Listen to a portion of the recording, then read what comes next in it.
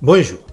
Je reproche souvent à la gauche son fantasme universaliste qui nie la réalité, considérant que tous les hommes se valent. Les hommes préhistoriques savaient d'instinct que ce n'est pas vrai et savaient repérer le plus fort, le plus rapide, le meilleur chasseur, etc. Car pour eux, le déni de la réalité avait pour conséquence la mort. Un tigre à dents de sabre n'ayant que peu de considération pour les revendications LGBT et les droits des minorités. En fait, tant que les différences et la supériorité de certaines dans certains domaines étaient objectives et directement vérifiables et que le but était la survie et non de trouver un dérivatif à son désœuvrement et à son ennui, considérer qu'il soit injuste que quelqu'un soit plus grand que soi ou plus intelligent avait à peu près autant de sens que de pester contre la pluie parce qu'elle mouille. Et c'est là que la gauche, dont je ne remets pas en cause à la base un désir de justice, a tout faux.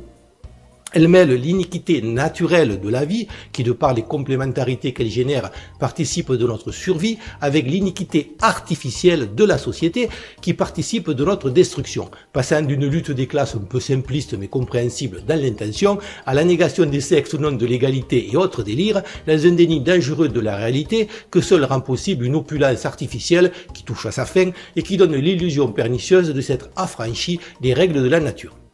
Quand sa supériorité sociale, a fortiori lorsqu'elle ne sert pas la collectivité, n'a pas été gagnée ou n'est pas la conséquence d'une forme de supériorité naturelle qui prédispose à la fonction occupée, comme par exemple l'opiniâtreté, l'esprit d'entreprise et autres, et qu'au lieu de cela elle s'hérite, comme la noblesse d'avant et les fils d'eux d'aujourd'hui, il y a là une forme d'inégalité qui n'est pas naturelle et qui est d'autant plus corrosive que les imposteurs parasitaires qui occupent une position pour laquelle non seulement ils ne sont pas les meilleurs, mais souvent n'ont même pas les qualités requises, ne font pas s'entourer de personnes meilleures qu'eux qui ne pourraient que mettre encore plus en évidence la dite imposture.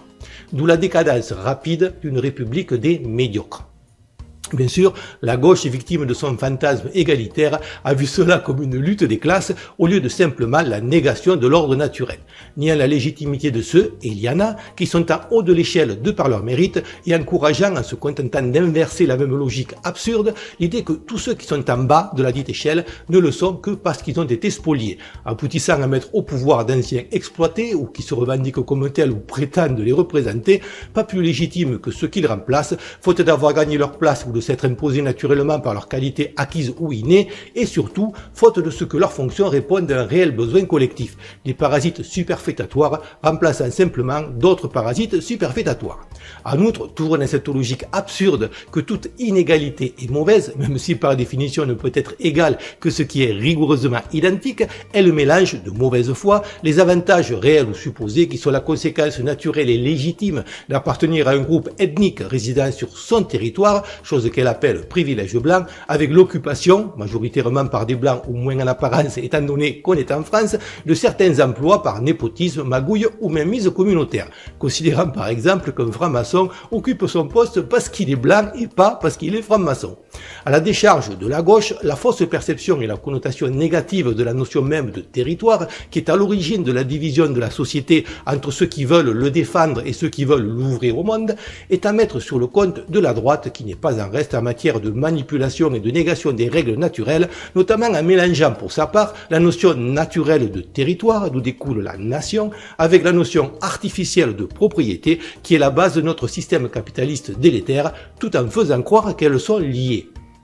Or, la nation n'est pas quelque chose qu'on possède, mais qu'on partage. Nous sommes attirés instinctivement vers l'ordre naturel, et c'est ainsi que la droite, en exhortant la nation et la famille, en parole uniquement et jamais en action, essaie en fait de nous pousser vers le capitalisme et la défense de la propriété. Un territoire correspond à un groupe spécifique et vise à interdire l'accès à l'ensemble des ressources vitales qui le constituent à d'autres individus de la même espèce qui sont par nature en concurrence pour les mêmes ressources, alors que sont libres de s'y installer une multitude d'autres espèces non concurrentielles qui appartiennent à des niches écologiques différentes, chacune y définissant en tout ou en partie son propre territoire. Le fait d'interdire à d'autres êtres humains l'accès à un territoire afin de garantir la survie de ses occupants est un phénomène naturel qui a prouvé son efficacité. Parfois, la défense du territoire échoue, ce qui conduit à un territoire plus grand pour l'envahisseur, et ainsi de suite, jusqu'à ce que la taille du dit territoire ne permette plus de le protéger et qu'il se remorcelle à nouveau. Un pays n'est à rien d'autre que la stabilisation de ces fluctuations à la taille optimale pour assurer la stabilité et la protection d'un territoire donné, compte tenu de la nature de sa population.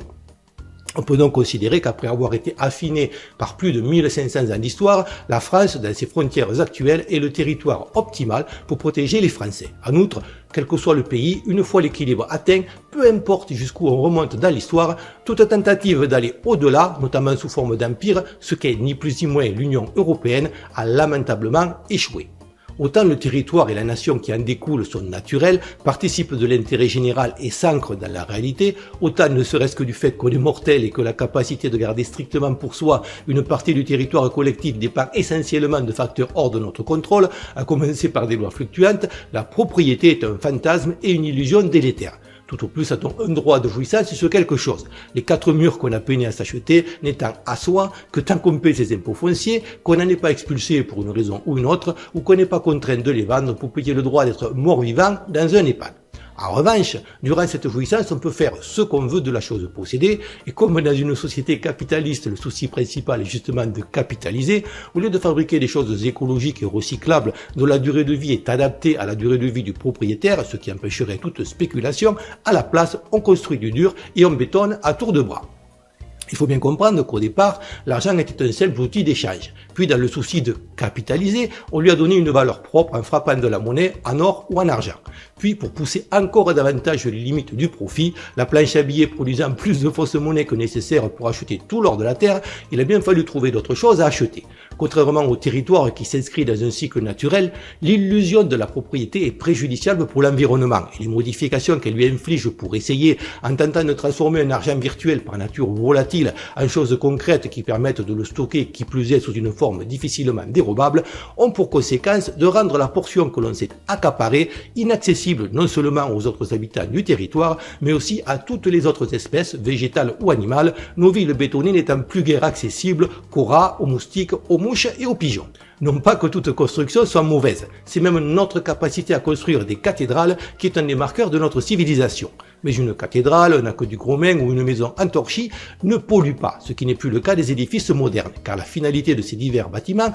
n'était pas le profit ou l'investissement, mais simplement le souci de remplir une fonction. Il est d'ailleurs cocasse que depuis qu'on investit dans la pierre, on ne construit plus en pierre. En outre, il y a plusieurs sortes de propriétés. Celle que croient défendre les gens est un leurre destiné à les rendre dociles, à leur laissant croire qu'ils ont quelque chose à perdre, tout en les condamnant à passer leur week-end à tondre la pelouse ou acheter de quoi réparer une inévitable ruine en devenir au Castorama du coin plutôt que de s'intéresser à ce que fait le gouvernement. Mais la propriété que les gens défendent sans le savoir, c'est celle de ceux qui possèdent les banques, qui possèdent leur maison tant qu'ils n'ont pas payé le crédit, celle des personnes morales dont la durée de vie est potentiellement illimitée et qui possèdent les gouvernements, ainsi que celle des investisseurs étrangers, lesquels, du moment que le droit à la propriété est supérieur aux limitations imposées par la nation, peuvent acheter avec de la fausse monnaie toutes nos terres et notre patrimoine que nos politiciens vendent à la découpe, à la fois pour toucher les commissions, satisfaire les commanditaires qui ont financé leur campagne et acheter à crédit les voix de la partie de l'électorat qui vote pour ceux qui lui donnent des prestations sociales injustifiées. Un territoire totalement privatisé n'est plus, par définition, un territoire et donc plus une nation. En outre, comme toutes les choses qui nient les lois naturelles, finissant toujours par tomber dans l'illusion que les arbres montent jusqu'au ciel, la notion de propriété qui, pour s'étendre, a besoin que la nation s'affaiblisse, surtout qu'essayant de se faire passer pour une loi naturelle, elle ne saurait être contingentée à des frontières, se heurte un jour ou l'autre au fait que, sans territoire et par extension sans collectivité qui paye pour la protéger, il ne peut y avoir de propriété. De même que sans chien, il ne peut y avoir de puce. Du coup, arrivé au bout du processus, le combat vital pour la nation qui devrait tous nous unir, du fait qu'elle est totalement privatisée, devient à la place le combat pour la défense de la propriété des riches, d'où l'irréconciliabilité autour de la fracture droite-gauche et la difficulté compréhensible d'obtenir un consensus enthousiaste quant à l'objectif, dans un pays où les gens, supposément honteusement privilégiés par le fait d'être des Français blancs, cis, hétéros, qui sont naturellement ceux qui meurent pour sauver le pays chaque fois qu'il y a une guerre, se retrouvent, eux, de plus en plus pauvres et donc de moins en moins motivés à se sacrifier. Loin de moi l'idée d'appeler un système collectiviste qui reviendrait à transférer la propriété aux mains de l'État, surtout lorsque le dit État est une entité distincte du peuple avec son propre agenda. Seule une véritable démocratie directe permettant de créer du collectif qui est au cœur même de l'idée de nation, le morcellement du territoire morcelant aussi la population qui devient égoïste, perdant de vue l'intérêt général. Dans tous les cas, il faudrait commencer par appeler les choses par leur nom et au lieu du concept de propriété qui donne la fausse impression d'être éternel, commencer à parler de jouissance qui est par définition limitée dans le temps, ce simple changement de paradigme obligeant à se poser les bonnes questions comme par exemple, une personne morale est-elle légitime à posséder des biens dont par définition elle ne peut pas jouir, et à démasquer une escroquerie très lucrative dont profitent elles aussi, tant la droite que la gauche, pour vendre leur salade et diviser sur des idées fausses tous ceux qui devraient au contraire s'unir pour défendre leur territoire des invasions tant humaines que spéculatives. Merci de liker et de partager. Comme d'habitude, je ne prétends pas détenir la vérité, ma seule prétention étant de donner, pour ce qu'il vaut, un avis logique, honnête et argumenté, et les commentaires sont là pour que vous puissiez corriger le tir si vous l'estimez nécessaire. Une autre de mes vidéos ayant encore été partiellement censurée en ce sens qu'on ne peut plus ni la liker ni la commenter et qu'elle n'apparaît plus dans les suggestions YouTube et ma chaîne de repli sur YouTube rencontrant des soucis techniques qui font que je ne peux plus mettre de miniatures sur les vidéos et que les commentaires ne fonctionnent plus, je vous invite à consulter et à vous abonner à ma toute nouvelle chaîne BitChute que je vous mets en lien, qui est beaucoup plus aboutie que YouTube en tant qu'alternative sans censure à YouTube et rencontre un succès grandissant. Merci pour votre fidélité et à bientôt.